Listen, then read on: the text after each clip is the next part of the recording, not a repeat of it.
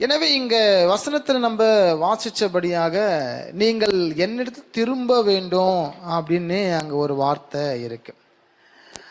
என்னிடத்தில் திரும்பி என் கற்பனைகளை கை கொள்ள வேண்டும் என்று அங்கே வசனம் இருக்கிறது. அந்த 1ஆம் அதிகாரம் 9ஆம் வசனத்துல கவனிச்சோம் நெகேமியால, நீங்கள் என்னிடத்தில் திரும்பி என் கற்பனைகளை கை கொள்ள வேண்டும் என்று இருக்கிறது. அப்படி உங்கள் வாழ்க்கையில இருக்கும்னா ஆண்டவர் சொல்லியிருக்கிறாரு, நான் உங்களை உயர்த்துவேன். ஆமேன். நான் அங்கே இருந்து அவர்களை சேர்த்து என் நாமம் விளங்கும்படி நான் தெரிந்து கொண்ட ஸ்தானத்திற்கு அவர்களை கொண்டு வருவேன் என்று இங்கே எழுதப்பட்டிருக்கிறது. ஹல்லேலூயா. அப்போ உங்களுடைய வாழ்க்கையில நீங்கள் கவனிக்க வேண்டிய ஒன்று, நாம் மறுபடியுமாக கர்த்தரண்டைக்கு திரும்ப வேண்டும். நம்ம எப்படி கர்த்தரண்டைக்கு திரும்புவது? நான் பாவத்தில் இல்லை, நம்ம அக்கிரமத்தில் இல்லை என்று நம்ம சொல்லலாம். ஆனால் வேதம் சொல்லுகிறபடியாக மனிதர்களாகிய நாம் உலக பிரகாரமாக உலகத்தில் இருக்கிறபடினால பாவ கரைக்குள்ளாக மாட்டிக்கொண்டு இருக்கிறோம். நம்மளை அறியாமலே ஏதோ ஒரு பாவம் நமக்குள்ளாக என்ன செய்தன கிரியை செய்து கொண்டுதான் இருக்கிறதாக நம்ம வேதத்தில் வாசிக்கிறோம். அதனால தான் வசனம் சொல்லுவது, நமக்கு பாவம் இல்லை என்று சொல்வோமானால் நம்மை நாமே என்ன செய்யும்? வஞ்சிப்போம். அப்போ கர்த்தரையும் நம்ம வஞ்சிப்போம், அவருடைய ரத்தத்தை நம்ம குற்றவாளி என்று நம்ம அறிவிக்கிறதாக வேதம் சொல்லுகிறது. அப்போ இங்க 2 காரியங்களை நம்ம பார்க்கிறோம். நம்பர் 1, நீங்கள் என்னிடத்தில் திரும்ப வேண்டும். நம்பர் 2, என் கற்பனைகளை கை கொள்ள வேண்டும் என்றதான 2 விஷயங்கள், 2 ஹெட்டிங்கின் அடிப்படையில் தான் நம்ம பார்க்க போறோம். அப்போ நாம் மீறுதலுக்குட்பட்டு இருந்தால், பாவத்தில் இருந்தால், அநியாயத்தில் இருந்தால், அக்கிரமத்தில் இருந்தால் நாம் என்ன செய்யணும்னா கர்த்தரிடத்தில் திரும்ப வேண்டும். ஒருவேளை விக்கிர ஆராதனைன்னு சொல்றோம். நீங்கள் பைபிளில் படிச்சிருப்பீங்க, மாம்சத்தின் இச்சை, கண்களின் இச்சை, ஜீவனத்தின் பெருமை அப்படின்னு சொல்லி ஒரு வசனம் அப்படி நம்ம படிச்சிருப்போம். இது நிமித்தமாக தான் ஆதாம் ஏவாளும் கீழே விழுந்து போனார்கள் அப்படின்னு பார்ப்போம். மாம்சத்தின் இச்சை அப்படின்னா என்ன அப்படின்னா உங்களுக்கு நிறைய விஷயம் தெரிஞ்சிருக்கும். எதெல்லாம் நம்ம ஒருவேளை அது இல்லாமல் என்னால் வாழ முடியாது அப்படின்னு இருக்கீங்கன்னா அது மாம்சத்தின் இச்சை. அதாவது நல்ல வீடு இல்லாமல், இல்லை நல்ல சாப்பாடு இல்லாமல், இல்லைன்னா நல்ல ட்ரெஸ் இல்லாமல். சில பேர் நல்லா ட்ரெஸ் பண்ணி பழகிருப்பாங்க. அந்த மாதிரி ட்ரெஸ் பண்ண முடியலாத சுச்சுவேஷன் வரும்போது அது மேலே பயங்கரமான ஒரு அன்பு வைப்பாங்க. அந்த சூழ்நிலையில் வீடில் நல்லா வீட்டில் வாழ்ந்துருப்பாங்க, திடீர்னு வாடகை வீட்டுக்கு போக வேண்டிய சுச்சுவேஷன் வரும்போது அந்த வீட்டு மேலே கவனம் அவங்களுக்கு அதிகமாக இருக்கும். மாம்சத்தின் இச்சை, ஜீவனத்தின் பெருமை என்று சொல்வதெல்லாம் என் அண்டைக்கு இருக்கும்போது தன்னைத்தான் பெருமை கொள்வது. என்கிட்ட என்ன இருக்கோ அதை வைத்து எவ்வளோ டெவலப் பண்ண முடியுமோ, நம்மள எவ்வளோ பில்டப் பண்ண முடியுமோ பில்டப் பண்ணுவது ஜீவனத்தின் பெருமை. ஏனென்றால் ஆதாம் ஏவாளை பிசாசு வஞ்சிக்கும் போது அவர்களை சொல்லும் போது ஒரு வார்த்தையை சொல்லுகிறார், நீங்கள் இந்த பழத்தை புசிக்கும் போது தேவனை போல் இருப்பீர்கள். அப்படின்னா என்னன்னா, அவங்க ஜீவனத்தின் பெருமை மிகுதியானபடினாலே அந்த பாவத்தை அவர்கள் செய்கிறார். கண்களின் இச்சை, கண்களின் இச்சை என்பது கண்ணால் பார்க்கிறது எல்லாமே நிஜம் அல்ல என்பது மிக முக்கியமானங்க. பார்க்குற சினிமா, சீரியல், நீங்கள் பார்க்குறதான வீடு வாசல், மக்களுக்கு இருக்கிறதான ட்ரெஸ்ஸு எதுவுமே நிரந்தரமானதில்லை. இது எல்லாமே டெம்பரவரி. மனுஷனுக்கு கொஞ்சம் காலங்கள் அவர் வாழ்வதற்காக கொடுக்கப்பட்டிருக்கிறது. அது கொஞ்சம் காலம் கழித்து என்ன செஞ்சிடும்னா அவங்க வாழ்க்கை விட்டு வெளியே போயிட்டே இருக்கும். அப்போது நம்மக்கிட்ட இருந்து என்றைக்குமே விலகாத ஒரு ஒன்று உண்டு என்றால் அந்த தேவன் மட்டும்தான், அது கடவுள். ஏனென்றால் அந்த தேவன் நமக்கு என்ன தேவையோ அதை எப்போதும் கொடுக்கிறவராக இருக்கிறார். எங்கள் வசனத்தை நம்ம கவனிக்க இருக்கிறோம். நீங்கள் தேவனிடத்தில் திரும்ப வேண்டும் அப்படின்னு நான் இங்கே பேச போகிறோம். 2 விஷயங்கள், 2 விதமான வேதத்திலிருந்து நம்ம எடுக்க போகிறோம். நம்பர் 1 பார்த்தீங்கன்னா, வேதாகமத்தில் நம்ம படிக்கும்போது 2 நாளாகமம் புத்தகத்திலிருந்து சில வசனத்தை அப்படி நம்ம வாசிக்கலாம். 2 நாளாகமம் 7வது அதிகாரம். அங்கே ஒரு சம்பவம் நடக்கிறதையும் நம்ம கவனிக்க போறோம். எனவே அந்த நாட்கள்ல வசனத்தில் என்ன சொல்லப்பட்டிருந்தது, அங்கே தேவாலயம் பிரதிஷ்டை செய்யப்பட்டது தான் அந்த காலம். நான் சொல்லிட்டு இருக்க இந்த ரெஃபரன்ஸ், அதாவது 2 நாளாகமம் புத்தகத்தில் 7வது அதிகாரம், பேஜ் நம்ம 550 பழைய ஏற்பாட்டில்.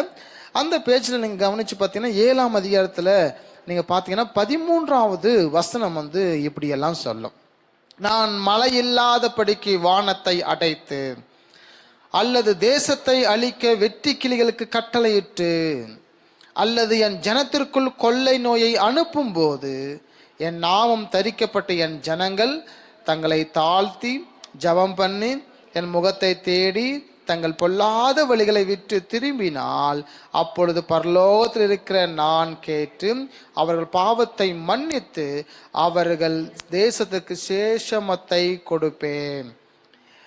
எனவே இங்க கவனிக்கும் போது மிக முக்கியமாக அவர் நாமம் தரிக்கப்பட்ட ஜனங்கள் மக்கள் தங்களை தாழ்த்தி ஜெபம் பண்ணி அவர் முகத்தை தேடும் போது மனிதர்கள் பொல்லாத வழிகளை விட்டு மனம் திரும்பும் போது ஆண்டவர் அதை கேட்டு அந்த பாவத்தை மன்னித்து உங்களுக்கும் உங்கள் வீட்டிற்கும் உங்கள் தேசத்திற்கும் ஆண்டவர் சேஷமத்தை தர இருக்கிறார். ஹல்லேலூயா.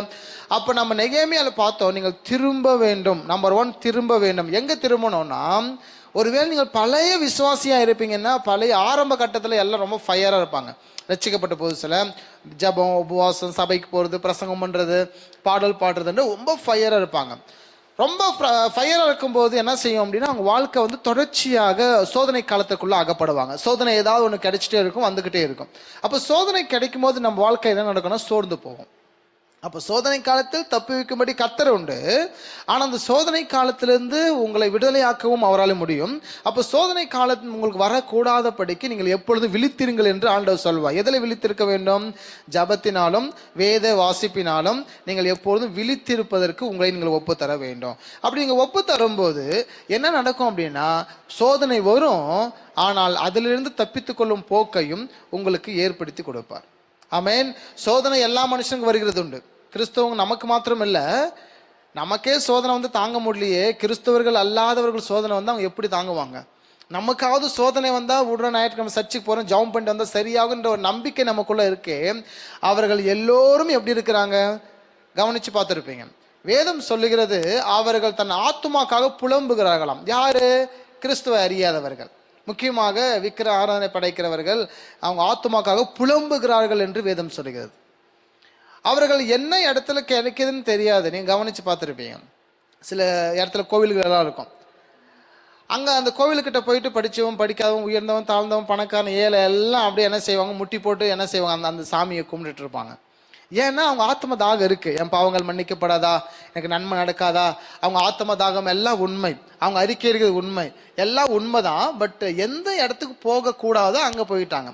அங்கே மன்னிப்பு இல்லை, ரட்சிப்பு இல்லை, திட்டம், தேவ திட்டம் இல்லை, அங்கே எந்த ஒரு நன்மையும் அங்கே நடக்காது.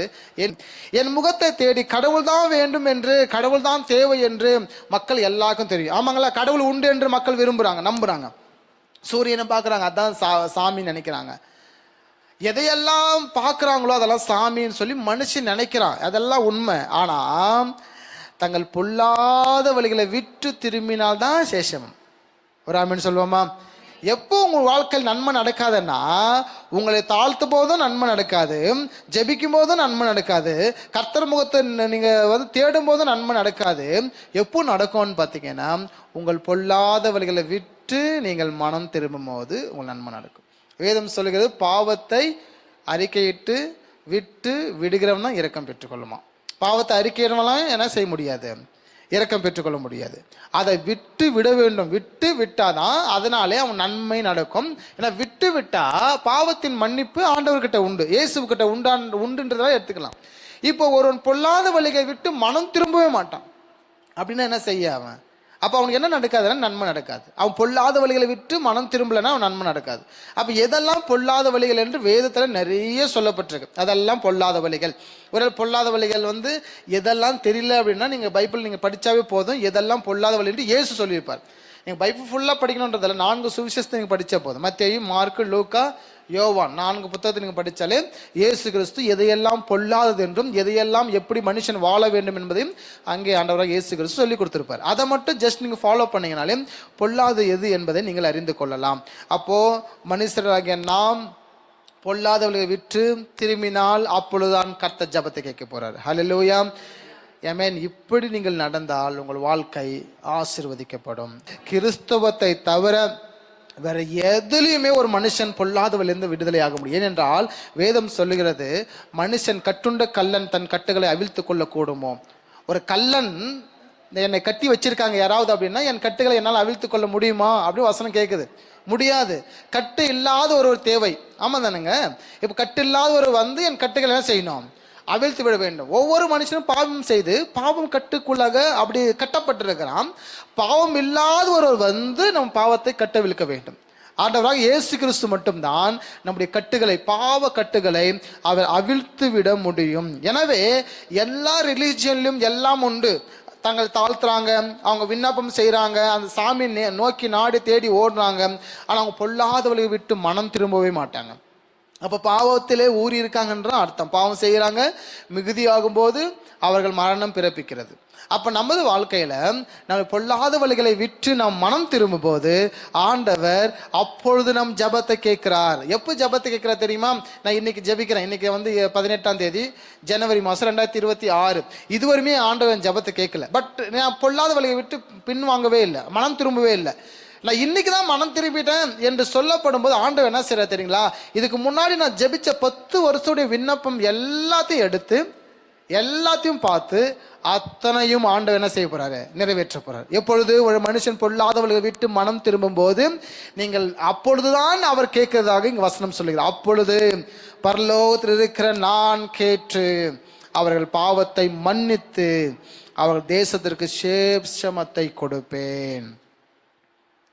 இந்த ஸ்தலத்தில் செய்யப்படும் ஜபத்திற்கு என் கண்கள் திறந்தவைகளும் என் செவிகள் கவனிக்கிறவளுமாக இருக்கிறது. அப்போ எந்த ஸ்தலம் மிக முக்கியமானது? நம்ம சபை தானா அப்படின்னா கட்டாயம் கிடையாது. யாருடைய மீறுதல், அதாவது யாருடைய வழிகள் எல்லாம் பொல்லாத வழிகள் எல்லாம் விட்டு நீங்கள் மனம் திரும்புகிறீர்களோ அந்த ஸ்தலத்திலே கர்த்தர் வந்து தங்குகிறார். நீங்களே தேவனுடைய ஆலயமா இருக்கிறீங்க. 2-3 பேர் நாமத்தினால கூடி ஜெபித்தால் அங்கே ஒரு வாசம் செய்கிறவர். ஒரு நபர் ஒரு ஆலயம். அதே சமயத்தில் உங்கள் குடும்பம் என்பது ஒரு தேவாலயம். பல குடும்பங்கள் சேர்கிறது தான் சபை, திருச்சபை என்று சொல்லுங்க. ஏன் திருச்சபை என்று சொல்றோம்? இன்னைக்கு நம்ம சரீரமே தேவனுடைய ஆலயம் என்று சொல்லி சபைக்கு போகாம நிறைய பேர் உண்டு. எதை பேசினாலும் நான் வீட்டில இருந்து ஜெபம் பண்ணிக்கணும்னு சொல்றாங்க. உங்கள் சரீரம் ஒரு சபை. 2வது உங்களுக்கு ஒரு குடும்பம் ஒரு சபை. 3வது பல குடும்பங்கள் சேர்கிறதான இது ஒரு சபை, திருச்சபை. இந்த சபை தான் எடுத்துக்கொள்ளப்பட போகிறது. ஆண்டவர் புதிய ஏற்பாட்டிலே அப்போஸ்தலர் காலத்திலே முதலாவதாக சபைகளை ஏற்படுத்தினார் என்று வேதத்தில் வாசிக்கிறோம். ரட்சிக்கப்பட்டவர்களை அனுதினமும் சபையில சேர்த்து கொண்டே வந்தார். கொஞ்சம் அதிகாரம் கழிச்சு நம்ம படிச்சோம்னா அப்போஸ்தலர் நடபடி புஸ்தகத்துல அதை மக்கள் பெருக ஆரம்பித்தார்கள் என்று வசனம் இருக்கும். அப்போ ரட்சிக்கப்பட்டவர்கள் எங்கே வந்துடணும்னா பரிசுத்தவான்கள் ஐக்கியத்திற்குள்ளாக வந்துடணும்னு வசனம் சொல்லுது. ரட்சிக்கப்பட்டவர்கள் பரிசுத்தவான்கள் ஐக்கியத்திற்குள்ளாக வர வேண்டும். நம்ம குடும்பம் பரிசுத்தவான் ஐக்கியத்திற்குள்ளாக வர வேண்டும். ஒரு சபைக்குள்ளாக நாம் இருக்க வேண்டும். ஒரு ஆடுகளாக இருக்கப்படினாலும் ஒரு மேய்ப்பனுக்கு அடங்கி இருப்பது மிகவும் நல்லதாக இருக்கு. ஓகே,